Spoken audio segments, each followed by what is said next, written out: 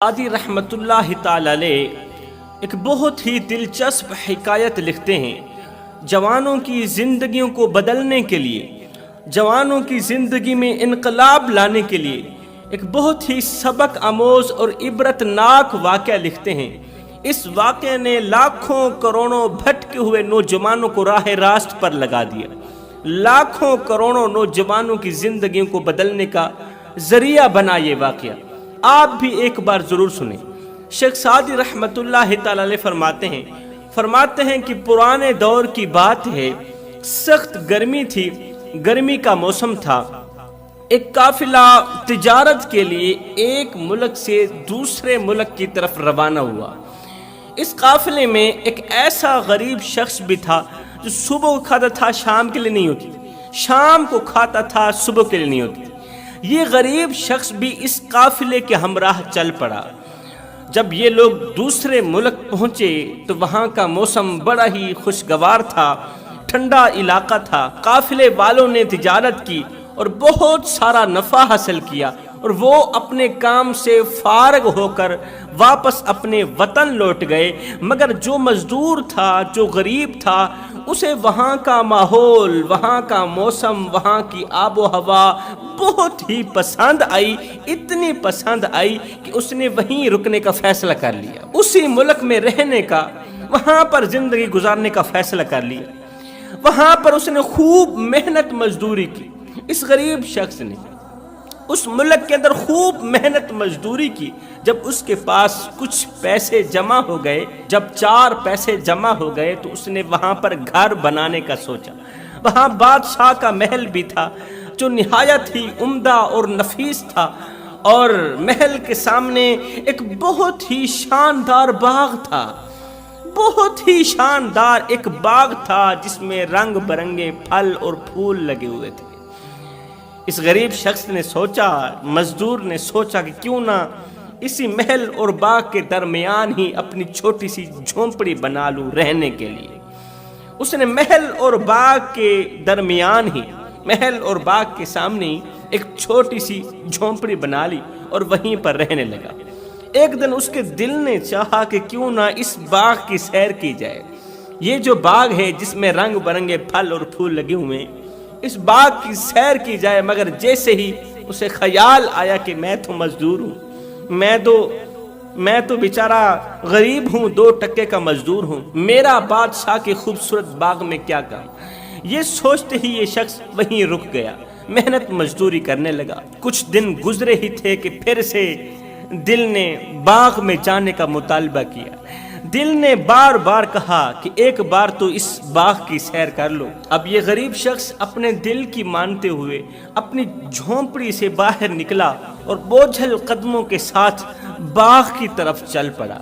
جب باغ میں پہنچا تو اس غریب شخص کو ایک ایسی خوشبو آئی کہ جسے سونگھتے ہی یہ غریب اس خوشبو کا دیوانہ ہو بیٹھا۔ وہ خوشبو اصل میں کسی پھل یا پھول کی نہیں تھی، بلکہ یہ عشق کی خوشبو تھی، یہ محبت کی خوشبو تھی، یہ پیار کی خوشبو تھی، یہ مودت کی خوشبو تھی جس نے اسے دیوانہ بنا دیا تھا۔ چند قدم آگے بڑھا یہ غریب اور مزدور شخص، بادشاہ کے باغ کے اندر چند قدم آگے بڑھا تو اس کی نظر ایک خوبصورت شہزادی پر پڑی جس کے ارد گرد لاکھوں کی تعداد میں کنیزیں تھیں۔ جیسے ہی شہزادی کی مستانی آنکھیں دیکھیں تو بس دیکھتا ہی رہ گیا۔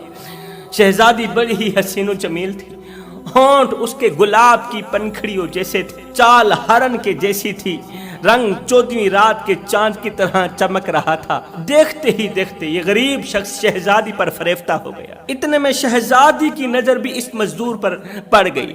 یہ مزدور بہت ہی حسین و جمیل تھا، حسن تو بہت تھا مگر دولت کی کمی تھی۔ اللہ اکبر!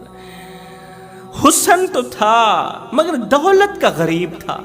شہزادی نے جب مزدور کا حسن دیکھا، مزدور کی خوبصورتی دیکھی تو بس دیکھتی ہی رہ گئی، مگر جیسے ہی اس کے پرانے اور بوسیدہ کپڑوں پر نظر گئی تو فوراً اس نے اپنی نظریں ہٹا لی۔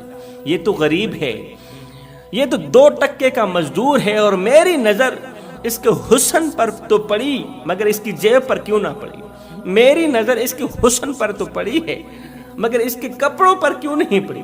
جیسے ہی اس نے دیکھا اس کے کپڑے میلے ہیں، چھی فوراً ہی اس نے نظروں کا راستہ تبدیل کر لیا۔ اب مزدور کے دل میں بس ایک ہی خیال تھا کہ شہزادی کو کیسے حاصل کیا جائے۔ مایوس ہو کر یہ مزدور گھر کی طرف لوٹا، مگر اس مزدور کی نیت پاک تھی۔ اس نے سوچا کوئی بات نہیں، رب میرے ساتھ ہے، وہ بادشاہ ہے، وہ شہزادی ہے، وہ امیر ہے، اگر میں غریب ہوں تو کیا ہو گیا، کوئی بات نہیں، امیروں کا امیر تو میرے ساتھ ہے نا، میرا رب میرے ساتھ ہے، وہ تقدیریں بدلنے پر قادر ہے، رات کو دن میں بدلنے والا رب میرے ساتھ ہے، شہزادی کو ضرور حاصل کروں گا۔ اب اس مزدور کو نہ کھانے کا ہوش نہ پینے کا ہوش، ہر وقت شہزادی کو حاصل کرنے کے بارے میں سوچتا رہتا تھا۔ ہواؤں کے ساتھ بھی شہزادی کی باتیں کرتا، فضاؤں کے ساتھ بھی شہزادی کی باتیں کرتا، نماز پڑھ کر اللہ سے دعا کرتا، یا اللہ میری محبت کو میرے نصیب میں لکھ دے، میری محبت کو میرے نصیب میں لکھ دے۔ ایک دن اس نے سوچا کہ کیوں نہ بادشاہ سے بات کی جائے، شہزادی کے باپ سے بات کی جائے کہ میں اس کی بیٹی کے ساتھ محبت کرتا ہوں، انشاءاللہ ضرور اللہ میری مدد کرے گا، ضرور اللہ میرا یہ خواب پورا کرے گا، شہزادی کو حاصل کرنے میں اللہ تعالیٰ میری ضرور مدد کرے گا۔ جب رات کا دوسرا پہر آیا تو تہجد کی نماز پڑھ کر مصلی پر بیٹھ گیا اور رو رو کر دعا کرنے لگا، یا اللہ او میرے مالک، میں نے خالص اور نیک دل سے محبت کی ہے، میں نے خالصتاً اور نیک دل سے محبت کی ہے، یا اللہ تو لوگوں کے مقدر بدلنے پر قادر ہے، یا اللہ تو یونس کو مچھلی کے پیٹ سے نکالنے پر قادر ہے، اور میرے مالک تو میرے نصیب میں بس اسی شہزادی کو لکھ دینا جس نے میری راتوں کی نیندیں اڑا رکھی۔ ساری رات رو رو کر دعائیں کرتا رہا۔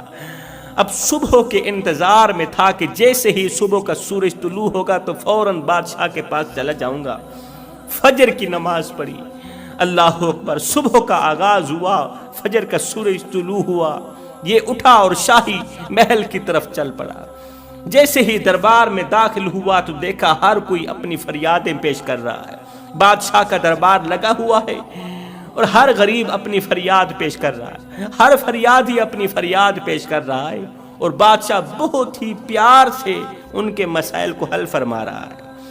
اس نے وزیروں سے کہا کہ میں بادشاہ سے ملنا چاہتا ہوں، بادشاہ سے کچھ باتیں کرنا چاہتا ہوں۔ وزیروں نے پوچھا تو کون ہے؟ کہا میں فلاں ملک سے آیا ہوں، یہاں مسافر ہوں اور بادشاہ سے ملاقات کرنا چاہتا ہوں۔ وزیروں نے بادشاہ کو اطلاع دی کہ ایک مزدور مسافر آپ سے ملنا چاہتا ہے، فریاد پیش کرنا چاہتا ہے، فلاں ملک سے آیا ہے۔ بادشاہ نے کہا اگر وہ دور سے آیا ہے، فلاں ملک سے آیا ہے تو ٹھیک ہے، اسے میرے پاس لے کر آؤ۔ اس غریب کو بادشاہ کے سامنے حاضر کیا گیا۔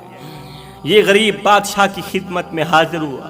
بادشاہ نے کہا بتاؤ کیا کہنا چاہتے ہو؟ غریب نے کہا میں جو کچھ بھی کہنا چاہتا ہوں تنہائی میں کہنا چاہتا ہوں، اس لیے کہ میرا جو مسئلہ ہے نا بہت ہی نازک ہے۔ بادشاہ اسے تنہائی میں لے کے گیا، ساتھ میں ایک وزیر ہے۔ تنہائی میں جا کر بادشاہ نے کہا اب کہو جو کہنا چاہتے ہو۔